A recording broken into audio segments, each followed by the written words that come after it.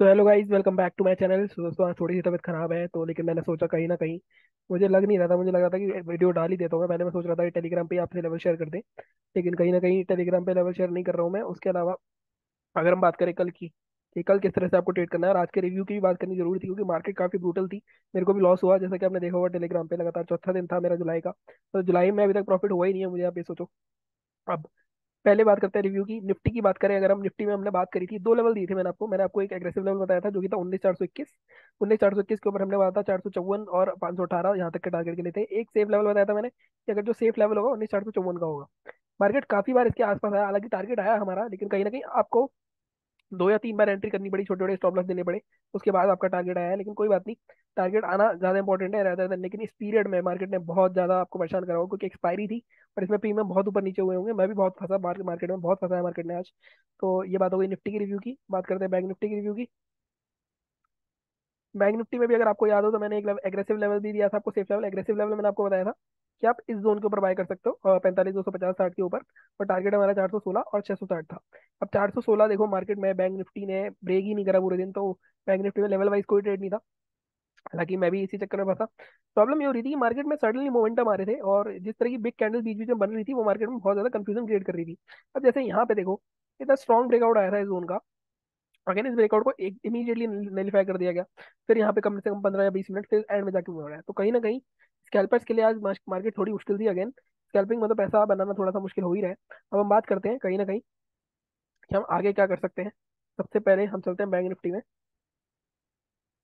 अगर आपको weekly video याद हो तो हमारा 19,500 का टारगेट था निफ्टी का, वो भी आ गया है।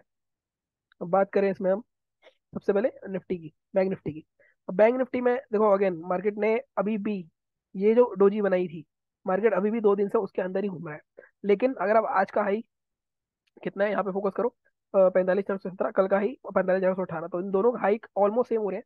तो कल एक मोमेंटम मिल सकता है हमें, अगर मार्केट 45,420 या 30 निकालता है तो टारगेट हमारा इसके हाई तक का रह सकता है, 45,665 तक का।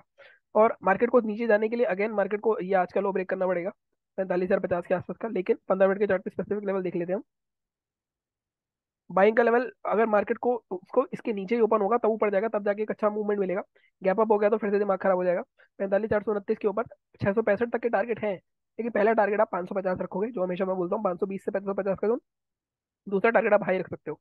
मान लो मार्केट यहीं गैप अप कहीं ओपन होता है, इस लो के नीचे कहीं ओपन होता है, तो कोशिश करना अगर यहाँ पे देखो थोड़ी सी रेंज बना के नीचे जाएगा, कहीं ना कहीं यहाँ से फिर एक ट्रेंड लाइन का फॉर्मेशन हो जाएगा और यहाँ से मार्केट दोबारा गिर सकता है।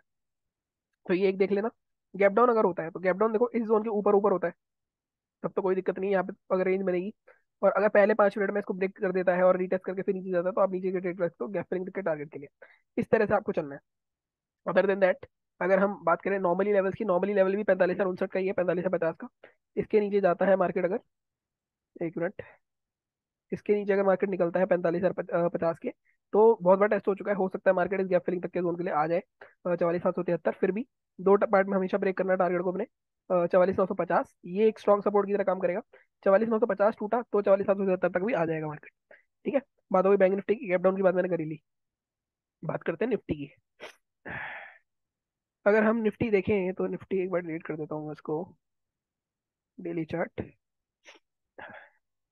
निफ्टी में देखो, निफ्टी में तो बिल्कुल अलग ही गेम चल रहा है। इनसाइड करने में मार्केट निफ्टी फिर से ब्रेकआउट दे दिया है, लेकिन अब निफ्टी 19,500 के आसपास आ गई। ये हमारा वीकली टारगेट भी था। तो इसके ऊपर आज का हाई पहले मार्क करते हैं, 19,512 और लो। ठीक है, 15 मिनट के चार्ट पे चलते हैं। अब देखो 19,550 से 19,600 के जोन तक मार्केट मैक्सिमम जा सकता है, क्योंकि मार्केट बहुत ज्यादा रैली कर चुका है।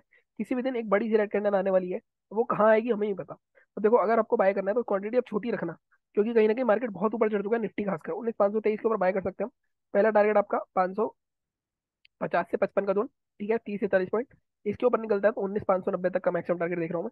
और अगर मार्केट में छूट जाए आपको, मान लो यहाँ कहीं मार्केट ऊपर निकलता है, क्या छूट गया, आपको सेलिंग का व्यू है आपका, तो ऊपर जाके अगर कोई इंगल्फिंग पैटर्न बने, शूटिंग स्टार बने, इनसाइड कैंडल बने, जो मैंने बताया हूँ आपको पैटर्न, उसके बेस पे आप रिवर्सल पकड़ सकते हो। क्योंकि कहीं ना कहीं एक निफ्टी में रिवर्सल आ सकता है कहीं ना कहीं, या तो बैंक निफ्टी निफ्टी को नीचे लेके जाएगा या निफ्टी बैंक निफ्टी को ऊपर लेके जाएगा, कुछ बड़ा होने वाला है।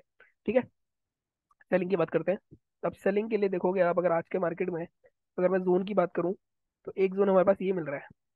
ठीक है, 19,432, 19,432 के नीचे या 19,426 के नीचे हम शॉर्ट कर सकते हैं। हम इस रेंज के लोअर एंड तक जाएंगे, 361 तक के टारगेट के लिए प्ले करेंगे इसके।